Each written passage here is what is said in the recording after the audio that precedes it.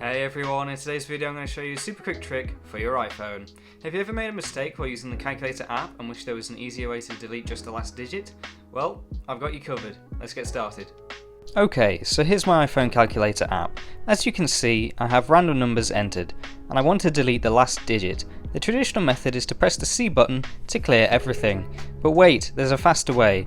All you have to do is swipe left on the screen. Yes, it's that simple. Just give it a gentle swipe over the number and the last digit magically disappears. See, the last digit is gone, just like that.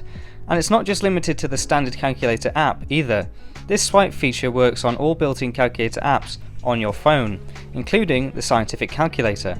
And that's the simple secret to deleting the last digit on your iPhone calculator. It's quick, efficient, and super easy to remember.